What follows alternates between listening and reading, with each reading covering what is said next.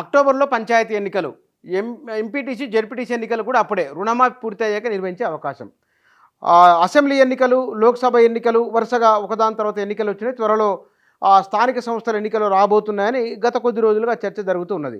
లోక్సభ ఎన్నికలు అయిపోయిన వెంటనే స్థానిక సంస్థల ఎన్నికలు ఉంటాయని కూడా ఒక సూచనప్రాయంగా ఒక అభిప్రాయాన్ని వ్యక్తం చేసింది.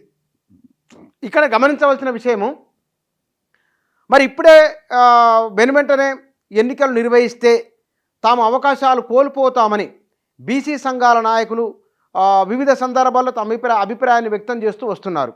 కాబట్టి బహుశా వారి సూచనను పరిగణలోకి తీసుకున్న కారణంగానో లేదా మరే ఇతర కారణమో తెలియదు, కానీ బీసీ రిజర్వేషన్లు ఫైనల్ అయిన తర్వాత కులగణన చేస్తూ ఉన్నాం కాబట్టి కులగణన పూర్తి అయిన తర్వాత ఆ ఎన్నికలకు వెళ్తే బాగుంటుందనే అభిప్రాయానికి ప్రభుత్వం వచ్చినట్టు తెలుస్తూ ఉన్నది. ఎస్సీ ఎస్టీలకు రాజ్యాంగబద్ధంగా రిజర్వేషన్లు ఉన్నాయి కాబట్టి వారికి ఎంత రావాలో ఆ మేరకు, ఆ నిబంధన మేరకు వారికి వస్తాయి. 50% రిజర్వేషన్లు మించకూడదని సుప్రీంకోర్టు తీర్పు కూడా ఇచ్చి ఉన్నది. కాబట్టి మరి ఈ విషయంలో రాజ్యాంగబద్ధంగా చేయడానికి స్కోప్ లేదు. కాబట్టి బీసీల విషయంలో ఆయా రాష్ట్ర ప్రభుత్వాలు వారి వారి అవసరాల మేరకు, ఆయా రాష్ట్రాల్లో ఉన్న పరిస్థితుల మేరకు రిజర్వేషన్లు ఇస్తూ ఉన్నాయి. తెలంగాణలో ఇప్పుడు ఎంపీటీసీ, జెడ్పీటీసీ, సర్పంచు, స్థానిక సంస్థల ఎన్నికలు అన్ని దశల్లో అందరికీ నిర్వహించాలంటే కనుక బీసీ రిజర్వేషన్లు తేలాలి. ఈ బీసీ రిజర్వేషన్లు తేలిన తర్వాత నిర్వహిస్తే మరికొంతమంది బీసీలకు చట్టసభల్లోకి రావడానికి అది అవకాశం ఉంటుంది, రాజకీయంగా నిలబడే అవకాశం ఉంటుంది. కాబట్టి ఆ మేరకు వ్యవధి తీసుకోవాలని ప్రభుత్వం భావిస్తున్నది. దీనికి తోడు 6 గ్యారంటీల అమలు, ఇప్పటికే వరుసగా ఎన్నికలు వచ్చినాయి. 6 గ్యారంటీల అమల్లో కొంత ప్రతిష్టంభన ఏర్పడింది. ప్రజలకు వరుసగా ఎన్నికలు వస్తే కనుక ప్రభుత్వం ఏం చేస్తున్నది అనే ఒక నెగిటివ్ ఒపీనియన్ కూడా వచ్చే అవకాశం ఉంటుంది.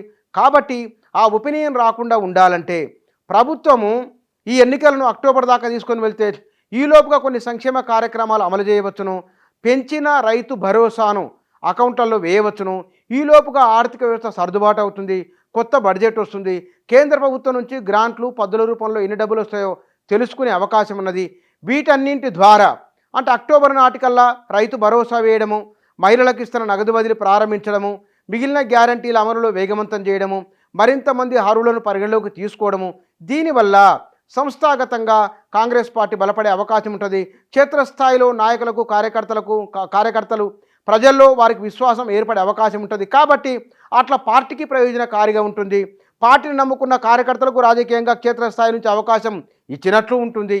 కాబట్టి అక్టోబరులో సర్పంచులు, ఎంపీటీసీ మొత్తం అన్ని ఎన్నికలు, స్థానిక సంస్థల ఎన్నికలు ఒకేసారి నిర్వహించాలి. మళ్ళీ కాకుండా ఏడాదంతా ఎన్నికలైతే గందరగోళం ఎందుకని ఒకేసారి నిర్వహిస్తే సమయము, డబ్బులు ఆదా అవుతాయి. దీంతో పాటుగా ప్రభుత్వ నిర్వహణకు ఆటంకం లేకుండా ఉంటుంది. కోడ్ అమల్లో ఉండదు కాబట్టి ఇబ్బంది ఉండదనే ఆలోచనతో ప్రభుత్వం ఉన్నట్లు తెలుస్తూ ఉన్నది.